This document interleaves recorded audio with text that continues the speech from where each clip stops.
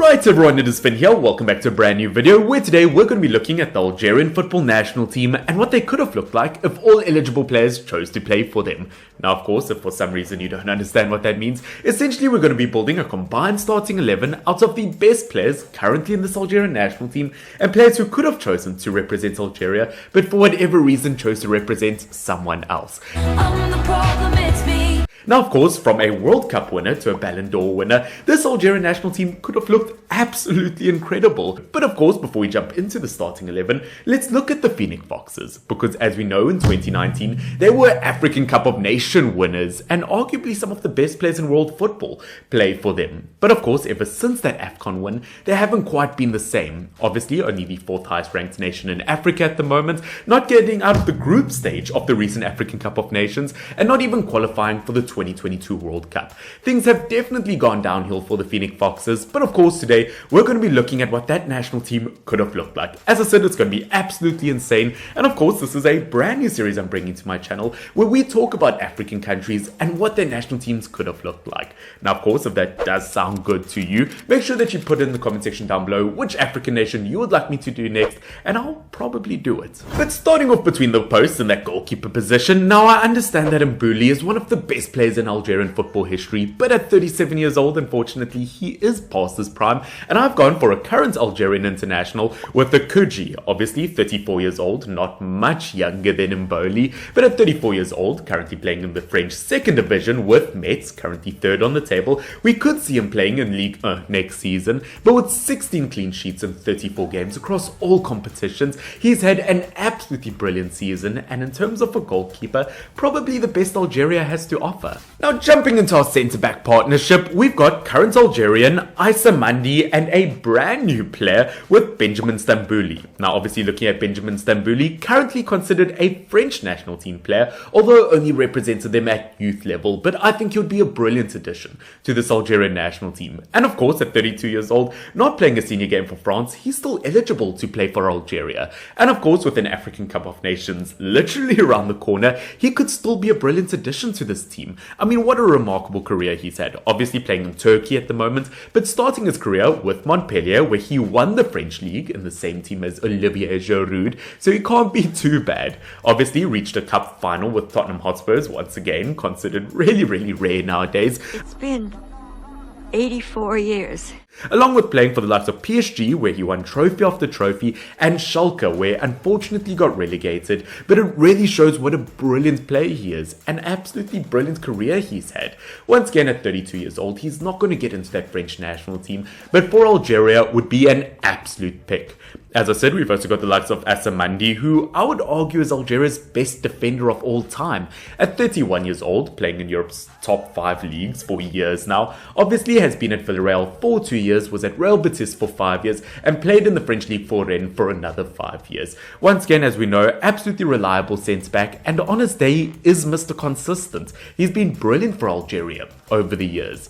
Now, of course, heading into those wing-back positions or those full-back positions, once again, it really is complementary to Algeria that I've gone for 2 current players, as I've gone for Rami Benzema on the left-back position and Youssef Attal. Now, looking at Benzema, I would argue he's been one of the most underrated fullbacks in Europe this season. 7 goals in all competitions from a fullback position is absolutely mental. And what's even more mental than that is every single game Borussia Mönchengladbach has played without him in the team, they haven't won a single game without him, which really just shows how underrated and valuable he is to the team. And if some team wants to come to swoop him up, he might have to go for a fee of 20 to 30 million pounds.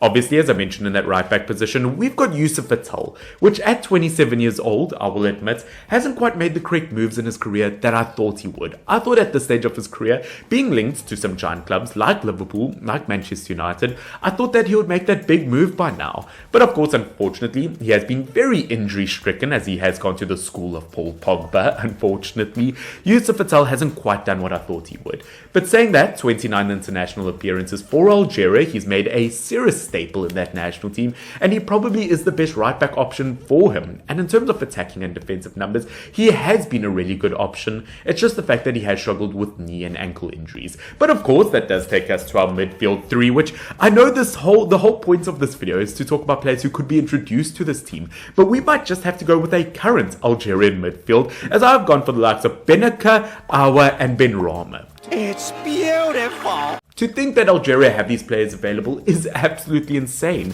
But of course, look at Bennacer, as we know, currently only 25 years old, which is crazy, was the player of the tournament in the 2019 African Cup of Nations, and has been one of the most solid players for AC Milan this season. And had he been match fit, we could have seen AC Milan in the Champions League final, and missing a crucial midfielder like him once again really was a downfall for AC Milan.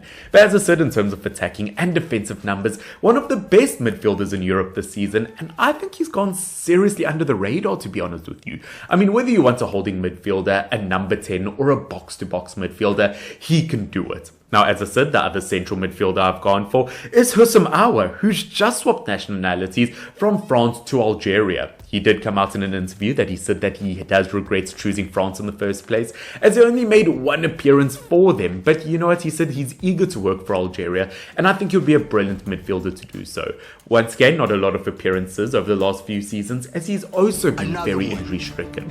But as we know, on his day is brilliant in terms of goals and brilliant in terms of assists. Obviously, 48 goals, 37 assists in his career in 259 games. Once again, if you want a player who's going to chip in a goal here or there and do the defensive work, I think as a midfielder, he's a brilliant option and has been linked to Jose Mourinho's Roma team. I mean, if you've been linked to a Jose Mourinho team, you have to be somewhat good in defense. Now, of course, looking at that attacking midfield option, as I said, I've gone for Benrahma, which I do understand could be controversial. I feel like a lot of people would have gone for Naby Fekir. As we know, the Frenchman has been absolutely brilliant over the years and definitely one of the most consistent attacking midfielders in Europe over the last, I would say, 5 to 7 years.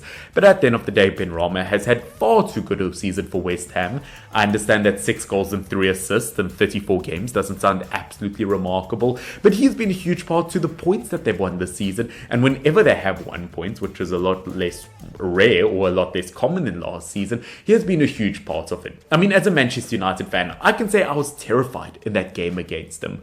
Once again, Benrahma, one of the most underrated players out there, and deserves a lot more credit. But of course, that does take us to our potential Algerian front three, and let me tell you, the changes they could make, it would be remarkable, as they would have a left-wing option of Kylian Mbappe, a right-wing option of current Phoenix Foxes captain Riyad Mahrez, and a striker of Karim Benzema. Can you imagine if that front three played together? It would arguably be, I'm going to say it, the best front three in Europe. As we know, Riyad Mahrez, I mean, he could be on his way to a Champions League final if Man City beat Real Madrid. And of course, if Real Madrid beats it, Karim Benzema could be on his way to the final. But of course, let's give some credit to a current Algerian with Riyad Mahrez. Obviously, 5 goals and 10 assists in the Premier League this season. It doesn't sound that great, but he's been a phenomenal player, and it's just due to how much competition is in this Manchester City team. Obviously, 5 goals in 5 games in the FA Cup, and I would put him down as the reason Man City are in the FA Cup final, and they could pick up that piece of silverware.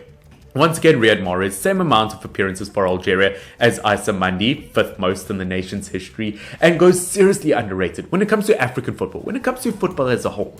Riyad Mahrez is one of the most skillful players out there and deserves so much more credit. As I said, on that left wing side, before we jump into Karim the Dream Benzema, we have Kylian Mbappe, who obviously could have represented the Algerian national team due to his mother originating from Algeria and his father from Cameroon. Which, as I said, if you guys do want me to do this video concept with any other nations, whether it be Ghana, Cameroon, let me know down below. But obviously looking at Kylian Mbappe, only 24 years old, and he's PSG's top goal scorer of all time for the French national team, is their captain, scored a hat-trick in the previous World Cup final, and won the World Cup before that. I mean, he's 24 years old, and let's be honest, he's completed football. once again, we talk about the next generation being Mbappe versus Erling Haaland. I mean, at this stage, Kylian Mbappe, he is so insanely good. But of course, jumping into our striker, as I said, it is Karim the Dream Benzema, which at 35 years old, to have won his first Ballon d'Or, it's such a pity that he couldn't have won 2 or 3 more. But considering he's been having a slow season, considering many people have said that 17 goals so far in the league of the season in 21 games is not a bad turnaround, and as I said, has been brilliant in the Champions League. Karim the Dream Benzema, one of the best strikers in my generation at least. He would be an absolutely brilliant addition to this team. But of course, ladies and gentlemen, that is pretty much it for today's video, and let me know in the comment section down below how well you think this national team would do had they been in Afcon, had they been in the World Cup. Is this a winning team? Guys, I hope that you did enjoy. Make sure to like, make sure to subscribe if you want to catch more content like this. But until next time, this has been Finn, FYNN. Cheers.